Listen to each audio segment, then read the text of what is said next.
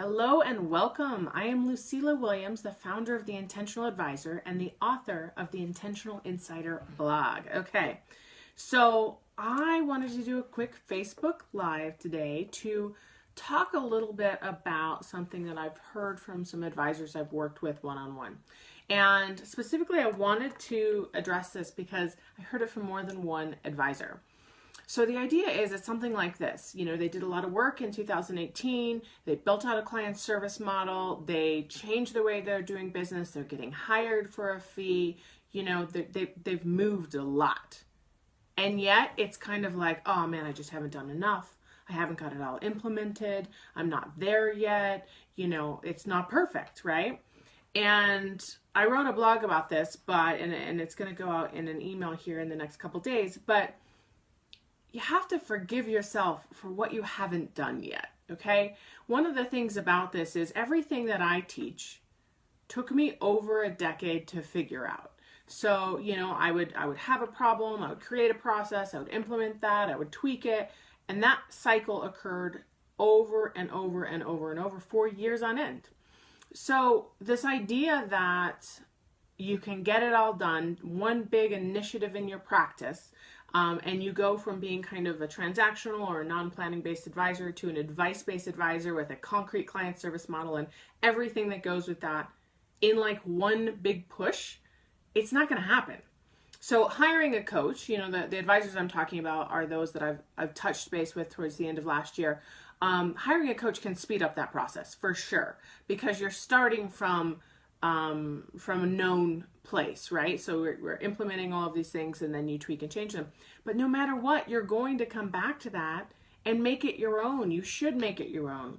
You know, when someone works with me one-on-one, I show them everything and they have the ability to take and start using everything I've created as is.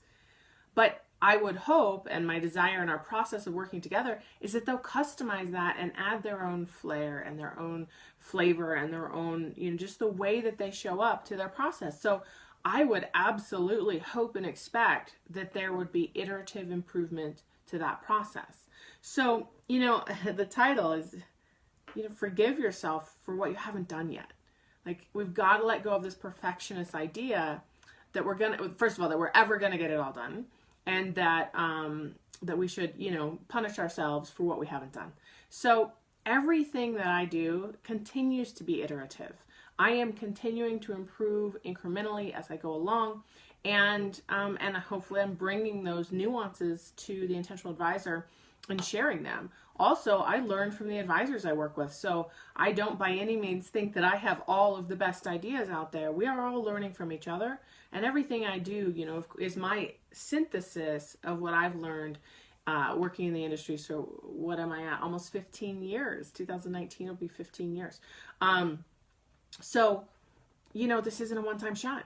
And you just got to let go of the past. And I would say more than let go of what you haven't done, you really need to take some time to have gratitude for what you have done. So if you've moved 30% of the way or 60% of the way, you need to have gratitude that you even chose to do that and you followed through on that action. So many people, whether they're going to a live training like a conference, or they're listening to something I create, or even buying a course, they'll listen to it and they will do nothing. So if you did 20 or 30 or 40% of what the whole picture looks like, fantastic. Let's celebrate that. So forgive yourself for what you haven't done or finished yet, because you will never finish it. You will always be under construction, and that's okay.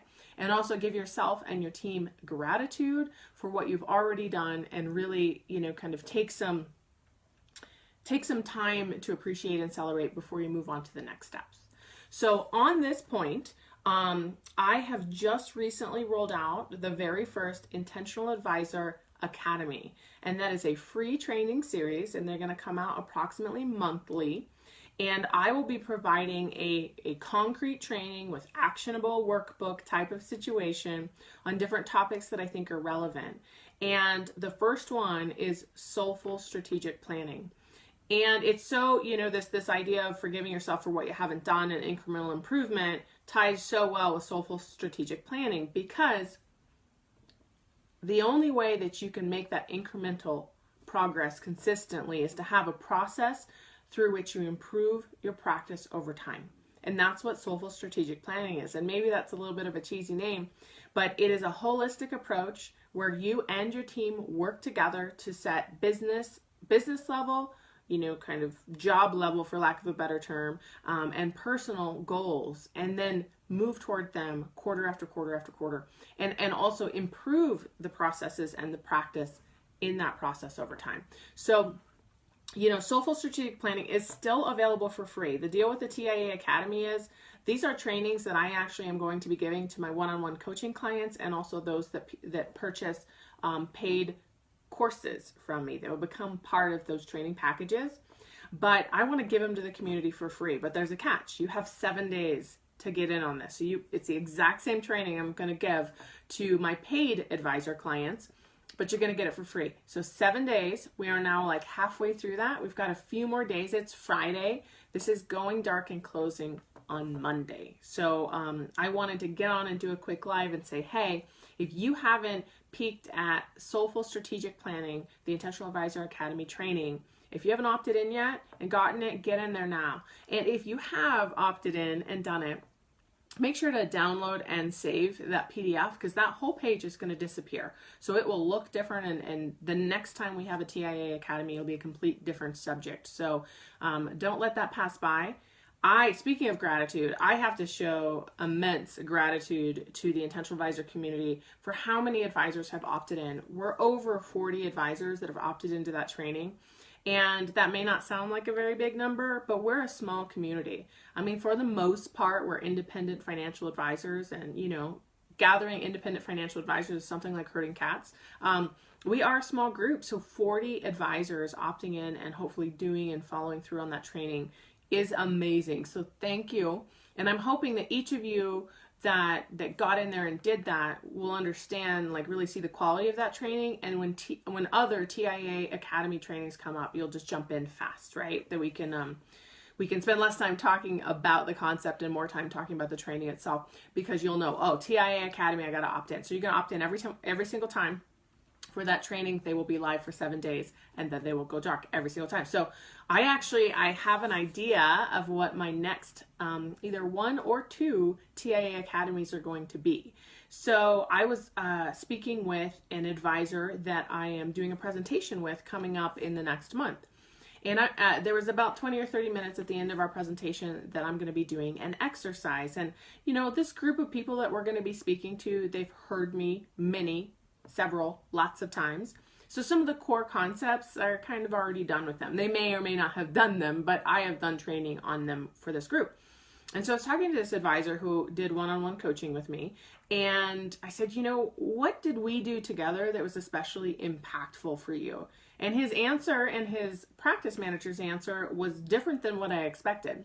So I have a very specific way that I use the ideal client profile and the concept of using an ideal client profile in your client acquisition process. So don't worry about it if this training isn't created yet, but this is what's coming. I'm going to create that activity for this group I'm going to be training. It's going to be the next TIA Academy. And what's so awesome about that is this is such an effective way to screen prospects. So it's part of the process, and I'll go into it later, obviously, but it's part of the process that I share with someone in the discovery meeting to let them know who I do my best work for, and also to really help them figure out if they're a good fit for our practice.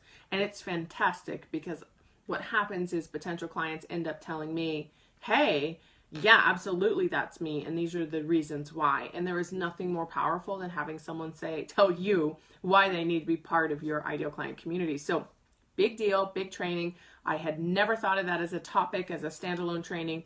And the second training that I may do as a TIA Academy too is part of the Delivering on the Promise course, but it is figuring out capacity, like how many people you can serve. So we may do a high level training on that. There's no way in 30 minutes to an hour we can kind of do a full training, but to do a capacity training, literally how many clients can you serve? And that becomes part of that ideal client profile. And from a psychological perspective, the idea of scarcity, in other words, there are only so many seats on the bus, really it helps drive that urgency for potential clients. And in this case, it's not a gimmick. It's real. You can only serve so many clients in a comprehensive financial planning relationship. So communicating that number very clearly can help them understand that, you know, they're fantastic if they're part of the community. It's okay if they're not, but they may not be able to come back a year later and still get in the door, because literally you might be at capacity, right? So that's the other training that may come after the ideal client training that I'm going to be working on. So I just went on way longer. Obviously, I'm excited about that topic, and I'll be actually designing that training today for the group that I'll be speaking to in a few weeks. Let me see, what have I not covered? So you got the idea that you need to forgive yourself for the things you have yet to do. You need to have incremental improvement and accept that that's part of the process forever. If you want to take advantage of soulful strategic planning, I would encourage you to jump in and do that today or early this weekend. It is about a 50-minute video training and about a 10-page workbook. So get in there, do the training, download and save the workbook, because you will not be able to follow that link back in the future. So that will go dark on Monday, the 20th of January. So I'm trying to give you fair warning, right? And I'm trying to think if there's anything else I need to cover. Out here in Colorado, we woke up this morning to gray skies, dry, you know, nothing going on, and now we're in the middle of like a full-on blizzard. So I don't know how it is where you are, but I hope you stay warm and dry, and I encourage you to find a way to add just a little bit more purpose to your practice and your life this week and this weekend. Have a great one, and I will talk to you soon.